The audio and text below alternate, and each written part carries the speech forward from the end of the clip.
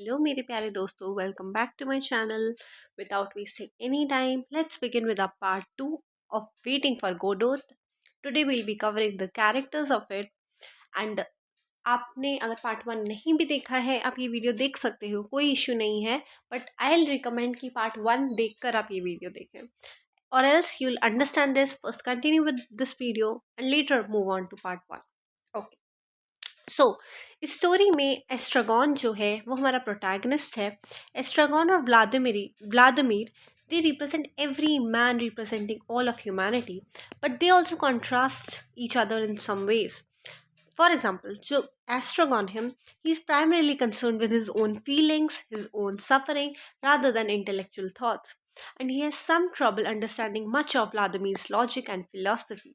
He displays intuitive leaps, however, that go deeper than Vladimir does with his logic. If the two primary characters represent two parts of a person, Astragon is like the body.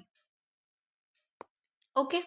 The beatings Astragon says he receives represent the suffering that afflicts and traps humanity. There is nothing noble about the suffering. Astragon complains about it, a self pitying, and the fear of another beating keeps him locked in the endless wait.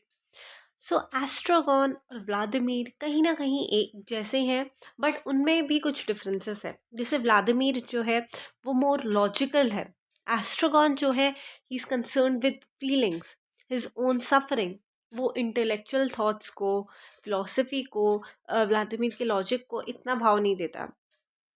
अगर हम देखा जाए तो Estragon is like the body, अगर Vladimir जो mindset है तो Estragon is like the body. The beatings Estragon says he receives, ठीक है, जो एस्ट्रोगॉन रिसीव करता है represent the suffering that reflects and traps humanity. पहले हम व्लादिमीर पढ़ते हैं, फिर हम इनका कंपैरिजन पढ़ेंगे। व्लादिमीर ज़्यादा लॉजिकल है, इंटेलेक्चुअल है, और दोनों में से ज़्यादा प्राइमरी कैरेक्टर भी है। He is the only character who remembers most events from one day to another, and he is the one who works the hardest to fit those events into a logical time frame. Despite conflicting evidence, he tries to explore philosophical ideas logically but often misses deeper truths Astragon seems to grasp instinctively. तो Vladimir और एस्ट्रागॉन अगर हम compare करें, he is more logical, he is more intellectual, okay, and he is the one who remembers the most of the events.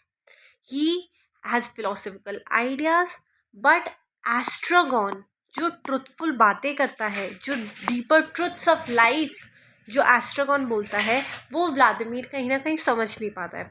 Vladimir represent करता है mind और एस्ट्रागॉन represent करता है body with all its ability to deceive itself. Mind क्या होता है? Mind हमें excuses देता रहता है कि अभी मत पढ़ो। ऐसे ही यहाँ पे व्लादिमीर है, जिसका जो माइंड है वो रिप्रेजेंट करता है its ability to deceive itself. Second is Pozzo. Pozo, in contrast to other characters, Pozo is a wealthy landowner with power and resources. He clearly sees Vladimir and Estragon as beneath him, but condescends to talk with them anyway. तो Pozzo एक land owner है, बहुत ही wealthy है। वो Vladimir और एस्ट्रागॉन को अपने से नीचे मानता है, बट उन लोगों से बात करता है फिर भी। He his concern with appearances and social conventions is ridiculous, pointing out their meaninglessness. मतलब जो पोजो है वो अमीर है, बट वो स्टेटस को, इस अपीयरेंसेस को, सोशल कन्वेंशंस को रिडिकुलस मानता है और सोचता है कि ये सब चीज़ें बहुत शो के लिए हैं, दिखावे के लिए हैं, और ये मीनिंगलेस है। पोजो यूज करता है अपनी पावर लकी के ऊपर to abuse him horribly, but his power and resources are ultimately useless. They don't give him his life meaning और protect him from his misfortune. तो यहाँ पे हम देख रहे हैं कि जो पोजो है वो अपने जो लक्की है, उसका जो स्लेव है पोजो का, उसको एक्सप्लॉइट करता है। और वो सोचता है कि ये उसकी जो पावर है ये किसी काम की नहीं है, लेकिन क्योंकि उसका जो मिसफॉर्च्यून या बैड लक आना है लाइफ में, वो तो तब भी आता रहेगा जब पोजो ब्लाइंड हो जाता है, वो लकी के ऊपर पूरा डिपेंडेंट हो जाता है। जो पहले उसके केवल एंटरटेनमेंट के लिए था, अब वो पूरा का पूरा उस पर डिपेंडेंट हो जाता है पोजो। करेक्ट?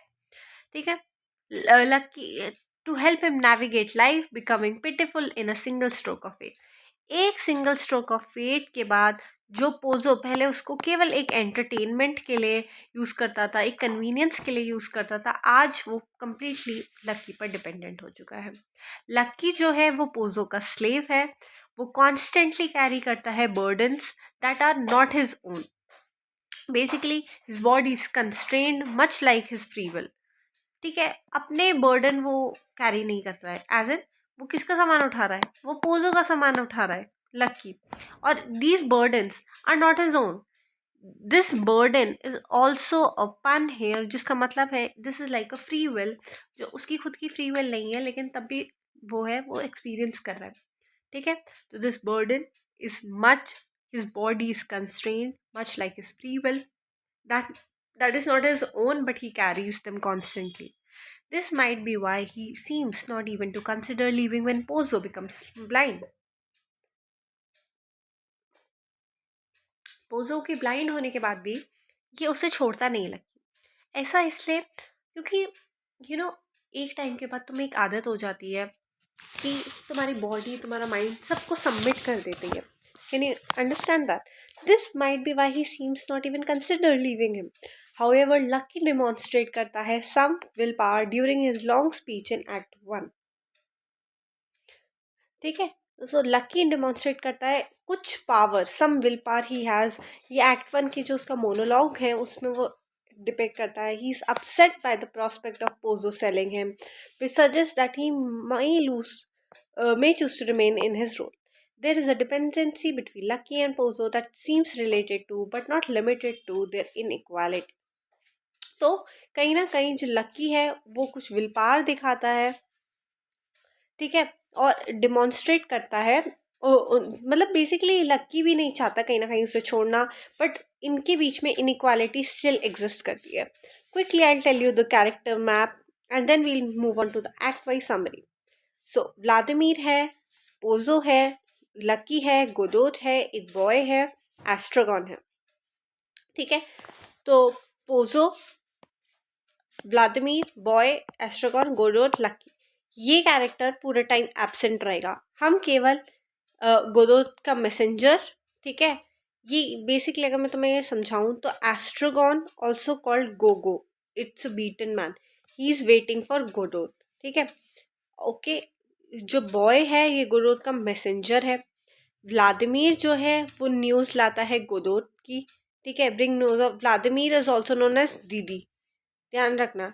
ई एस्ट्रोगॉन गोगो, व्लादिमीर दीदी। ठीक है, पोजो जो है वो एक ब्लाइंड बिकम्स ब्लाइंड। ठीक है, ये क्या है, इसका डाइवर्जन। ठीक है, स्लेव कौन है पोजो का, लकी है। ये एक लीज्ड और बर्डन मैन है, डम्ब है बेसिकली ये। डाइवर्जन, दोस्त कौन कौन है, केवल ये दोनों दोस्त है। डाइवर्जन इनमें भी है, ये स्लेव है, इनमें भी डाइवर्जन है। ठीक है, तो ये कैरेक्टर मैप है। अदर कैरेक्टर्स अगर देखे जाएं तो इसमें कैरेक्टर्स बस यही हैं। एस्ट्रोगॉन, जिसे गोगो भी बोला गया है। Vladimir is a man who is beaten every night. Vladimir called Didi by Estragon is a man trying to make sense of the world. Pozzo is a pompous man who believes he's in control. Lucky is Pozo's leashed and burdened slave. Godot, a possible stand-in for God, he's titular character of the play, yet he never appears. ये कभी गोदोत arrive ही नहीं करेगा, waiting for गोदोत जैसे हमारी story है। ठीक है, और बॉय 2 बार आएगा, perhaps 2 boys comes one each, हमें नहीं पता कि 2 बॉय एक एक बार आ रहे हैं या एक बॉय 2 बार आ रहा है। He is like a messenger from Godot. These are the full character list. Before moving on to the summary, I want you to revise quickly these characters and then we'll move on to the summary.